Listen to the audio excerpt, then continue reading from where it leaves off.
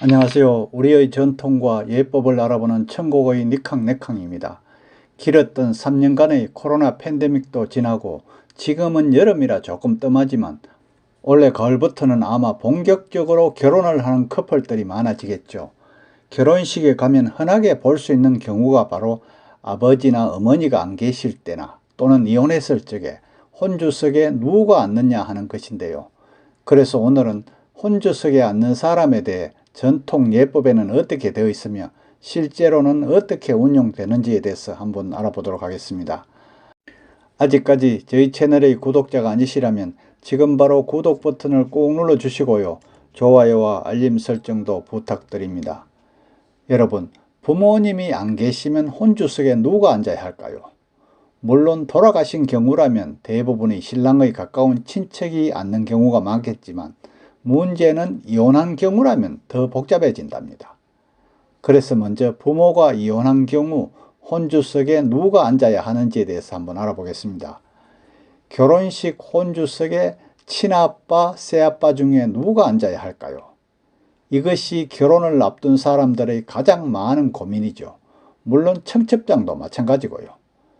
최근 온라인 커뮤니티에 보면 결혼식을 앞두고 혼주석에 친아빠와 새아빠 둘 중에 누구를 모셔야 할지 고민이라는 예비 신랑 신부의 글들이 많이 올라오고 있습니다.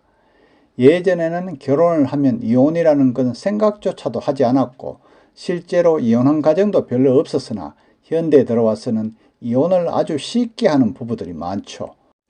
또 이혼을 하더라도 자식들은 완전히 관계를 끊는 게 아니고 전 부모님을 만나는 경우도 많고요. 심지어 나이 들어서 황혼이혼도 많이 늘어나는 추세여서 앞으로 가족 전통에 대한 상당한 문제점이 대두될 것으로 예상됩니다. 제가 아는 사람의 따님도 마찬가지인데요. 그 예비 신부는 어린 시절 부모님이 이혼하면서 성인이 될 때까지 어머니와 단둘이 생활을 했대요. 물론 이렇게 어머니의 손에서 자랐지만 아버지와도 꾸준히 연락하며 종종 식사 자리도 가지고 했는데요. 그러나 그녀는 부모님의 선택을 존중했기 때문에 이들의 이혼이 자신의 인생까지에 큰 영향이 미칠 것이란 생각은 해본 적이 없었다고 합니다. 그러나 결혼식을 앞두고 예상치 못했던 갈등이 불거졌는데요. 물론 혼인신고는 아직 하지 않았지만 어머니와 오랜 시간 같이 사시는 새아빠와 친아빠 둘 중에 누가 과연 혼주석에 앉아야 하는지를 두고 엄청 고민이 생긴 것입니다. 새아빠는 법적으로 따지면 남이지만 늘 나를 딸로 생각해주고 엄청 잘 챙겨줬습니다. 하지만 아빠라기보다는 늘 엄마의 배우자로 느껴지는 정도이기 때문에 고민이 더욱더 된답니다. 그래서 솔직히 친아빠를 혼주석에 모시고 싶었답니다. 그러나 엄마는 새아빠가 앉아야 한다고 강력하게 주장을 했고요. 심지어 친아빠가 혼주석에 앉으면 엄마는 결혼식에 가지 않겠다고 엄포를 놓기도 한답니다. 그 일로 심하게 다툰 예비 신부는 나와 새아빠의 관계가 나쁘지는 않아요. 그렇지만 친아빠가 한 번뿐인 친딸의 결혼식을 못 보신다는 게 너무 마음 아프다 이렇게 하면서 결혼을 앞두고 잠이 오질 않는다고 합니다. 심지어 한두 시간이면 끝날 결혼식인데 혼주석 문제로 아예 참석조차 하지 않겠다는 엄마의 말이 너무 실망스럽다 이렇게 하면서 답답함을 토로하기도 합니다. 앞에서 소개한 사람 이외에도 온라인상에는 결혼을 앞두고 혼주석 문제로 고민하는 이혼가정 자녀들이 상당히 많이 올라와 있더라고요. 대부분이 어떻게 하면 한쪽이 서운하지 않도록 의견을 조율할 수 있을지에 대한 방법부터 식순까지 고민을 하고 있는데요. 심지어 혼주석에 의자를 3개 준비하는 것도 고려 중인 사람도 있더라고요. 만약 3개를 준비하여 새아빠와 친아빠를 같이 모신다면 이건 더 곤란할 듯하죠. 이건 아닌 듯합니다. 그런데 얼마나 고민이 되면 이렇게까지 했겠습니까? 그런데 이러한 해당 사연을 접한 네티즌들의 의견은 어떠할까요? 대부분이 친부모가 앉거나 신랑 신부가 원하는 대로 한다는 내용이 주를 이루는데요. 혼인신고도 하지 않는 사실혼 관계의 새아빠를 혼주석에 앉힌다는 건 아니라고 본다. 당연히 친아빠가 앉아야 하지 않나.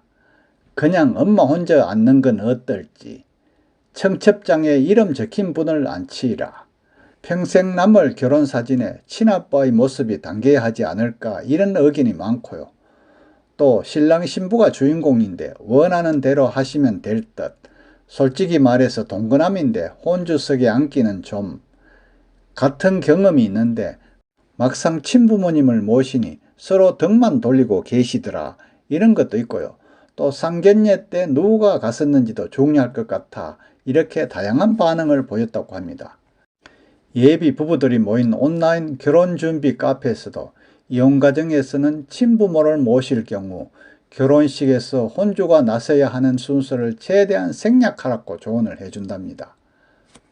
또 결혼 전에 의견 조율이 잘 되지 않고 갈등만 심해지는 경우에는 쭉 같이 살아온 한부모만 혼주 속에 모시거나 친척이 빈자리를 채우는 방법도 한번 고려해 볼 것을 추천합니다.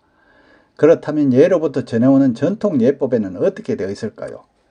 결혼식에는 신랑이나 신부의 친부모가 안 계실 경우 누가 혼주석에 대신 앉아야 한다는 예서의 근거는 찾기 어려운 것 같습니다. 그러나 주자 가례와 사례 편람에서 참고할 만한 내용이 나오는데요.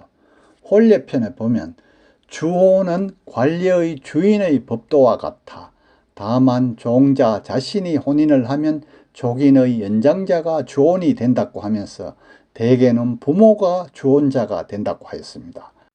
관례편의 주인은 관례를 하는 자의 조나 부인데 고조를 이은 종자라고 하였습니다.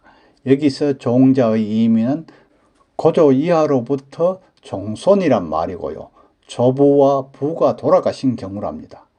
만약 조부나 부가 살아 계신다면 본인은 차종자인데요. 이분들이 종자이기 때문이랍니다. 이와 같은 옛날의 문헌을 검토해 보면 부가 안 계시고 조부가 계시면 조부가 1순위 주혼이 되는 것 같습니다. 이러한 옛 문헌이나 현실의 사회적 통념을 고려해 볼 때 만약 부가 안 계신 경우에는 신랑 측에서는 조부나 백부, 숙부, 백형, 중령이 하는 게 맞고요. 또 신부 측에서는 조부, 백부, 숙부, 오빠가 하는 게 좋을 듯 합니다. 다음 모가 안 계신 경우 신랑 측에서는 조모나 백모, 숙모, 백형수, 중형수, 신부 측에서는 조모, 백모, 숙모, 올케언니 등이 아마 맞을 듯 합니다. 이혼을 하여 새아빠, 새엄마가 있을 경우에는 절차가 진짜 골치 아프죠.